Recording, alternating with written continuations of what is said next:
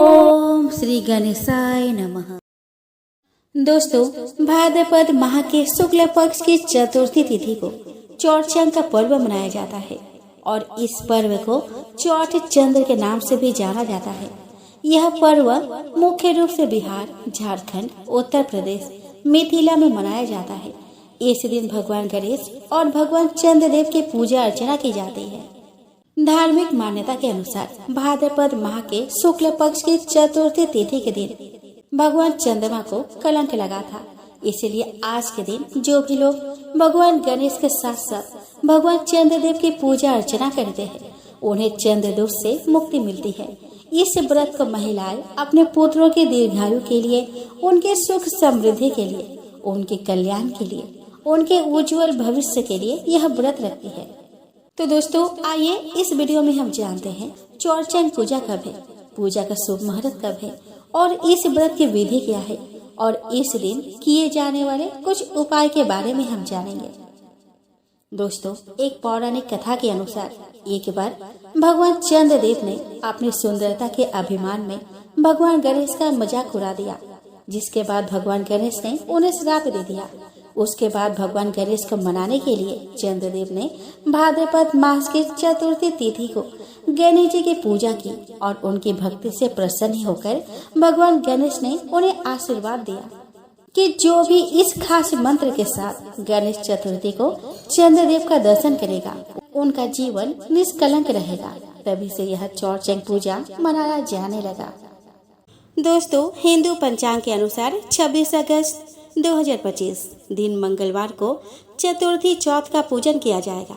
भादो शुक्ल पक्ष चतुर्थी तिथि का प्रारंभ 26 अगस्त 2025 दिन मंगलवार को दोपहर 1:54 पर होगा और इसका समापन 27 अगस्त 2025 दिन बुधवार को शाम 3:44 पर होगा।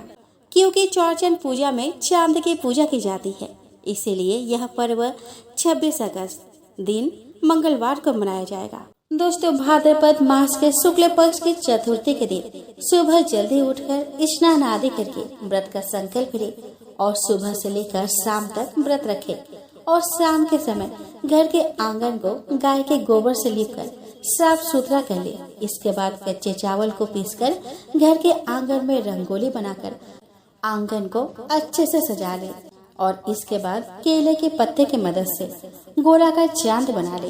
इसके बाद पूजा में तरह तरह के मीठे पकवान जैसे खीर, मिठाई, गुंजिया और फल आदि के भोग में चढ़ाए और अंत में पश्चिम दिशा की ओर मुख करके रोहिणी नक्षत्र सहित चतुर्थी में चंद्रमा की पूजा करें।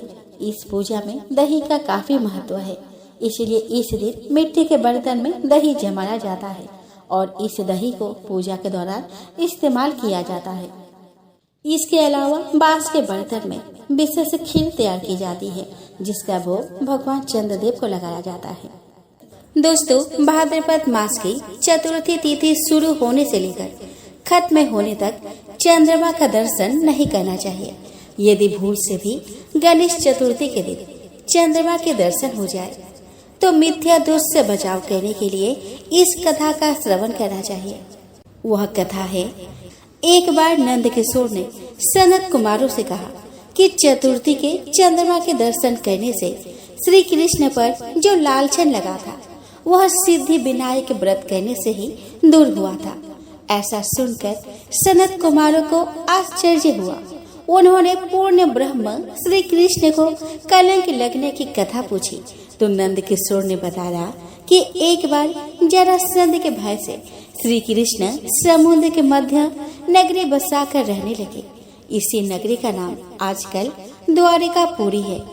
द्वारिकापुरी में निवास करने वाले सत्यजित यादव ने सूर्य नारायण की आराधना की। तब भगवान सूर्य ने उन्हें नित्य 8 भार सोना देने वाली स्यमंतक नामक मणि अपने गले से उतार कर दे दी।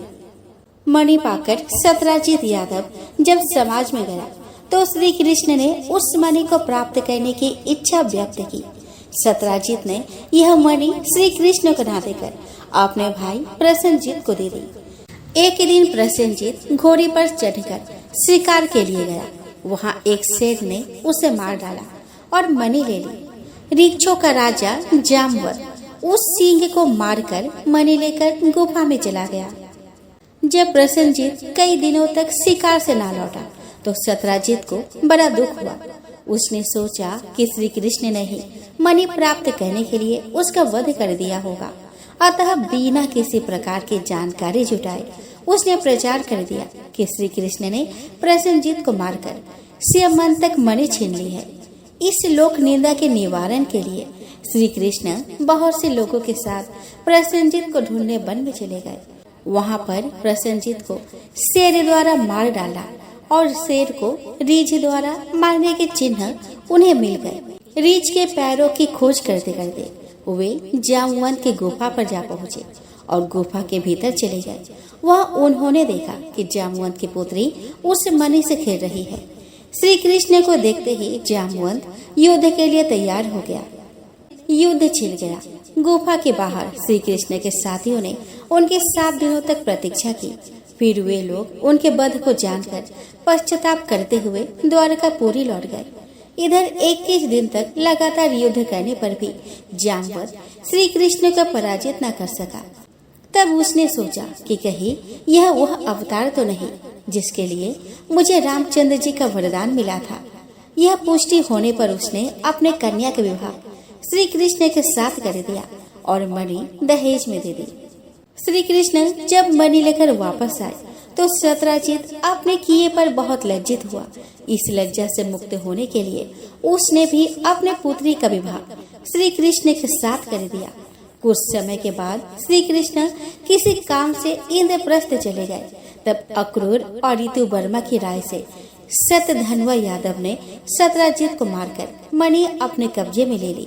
सत्यजित के मौत का समाचार जब श्री कृष्ण को मिला तो तत्काल द्वारका पहुँचे। वे सत्यधन्वा को मारकर मणि छीनने को तैयार हो गए। इस कार्य में सहायता के लिए बलराम भी तैयार थे। यह जानकर सत्यधन्वा ने मणि अक्रूर को दे दी और स्वयं भाग निकला। श्री कृष्ण ने उसका पीछा करके उसे मार तो डाला पर मणि उन्हें नहीं मिल पाई। बलराम जी भी वहां पहुंचे। श्री कृष्ण ने उन्हें बताया कि मणि उनके पास नहीं है। बलराम जी को विश्वास न हुआ। वे अप्रसन्न होकर बेदर्द पे चले गए। श्री कृष्ण के द्वारका लौटने पर लोगों ने उनका भारी अपमान किया। तत्काल यह समाचार फैल गया कि स्यमन तक मणि के लोभ में श्री कृष्ण ने अपने भाई को भी त्याग दिया। श्री कृष्ण इस अकारण प्राप्त अपमान के शोक में डूबे थे कि सहसा वहां नारद जी आ गए। उन्होंने श्री कृष्ण को बताया कि आपने भाद्रपद शुक्ल चतुर्थी के चंद्रमा का दर्शन किया था, इसी कारण आपको इस तरह लांछित होना पड़ा। श्री कृष्ण ने पूछा कि चौथ के चंद्रमा को ऐसा क्या हो गया है जिसके कारण उसके दर्शन मात्र से मनुष्य कलंकित होता है। तब नारद जी बोले कि एक बार ब्रह्मा जी ने चतुर्थी के दिन गणेश जी का व्रत किया था। गणेश जी ने प्रकट होकर वर मांगने को कहा तो उन्होंने मांगा कि मुझे सृष्टि की रचना करने का मोह न हो। गणेश जी ज्यों ही तथास्तु कहकर चलने लगे। उनके विचित्र व्यक्तित्व को देखकर चंद्रमा ने उपहास किया। इस पर गणेश जी ने रुष्ट होकर चंद्रमा को श्राप दे दिया कि आज से कोई तुम्हारा मुख नहीं देखना चाहेगा। श्राप देकर गणेश जी अपने लोक चले गए और चंद्रमा मानसरोवर की कुमुदनियों में जा छिपा। चंद्रमा के बिना प्राणियों को बड़ा कष्ट हुआ।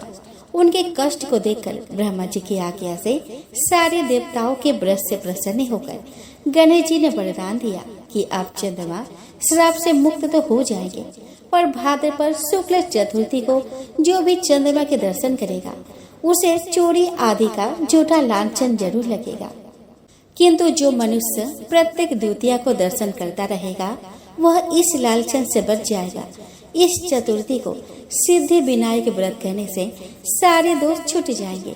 यह सुनकर देवता अपने अपने स्थान को चले गए। इस प्रकार भाद्रपद शुक्ल चतुर्थी को चंद्रमा का दर्शन करने से आपको यह कलंक लगा है। तब श्री कृष्ण ने कलंक से मुक्त होने के लिए यही व्रत किया था। कुरुक्षेत्र के युद्ध में युधिष्ठिर ने भगवान श्री कृष्ण से पूछा कि भगवान, मनुष्य की मनोकामना सिद्धि का कौन सा उपाय है? किस प्रकार मनुष्य धन, पुत्र, सौभाग्य तथा विजय प्राप्त कर सकता है। यह सुनकर श्री कृष्ण ने उत्तर दिया कि यदि तुम पार्वती पुत्र श्री गणेश का विधि पूर्वक पूजन करो तो निश्चय ही तुम्हें सब कुछ प्राप्त हो जाएगा। तब श्री कृष्ण की आज्ञा से ही युधिष्ठिर जी ने गणेश चतुर्थी का व्रत करके महाभारत का युद्ध जीता था।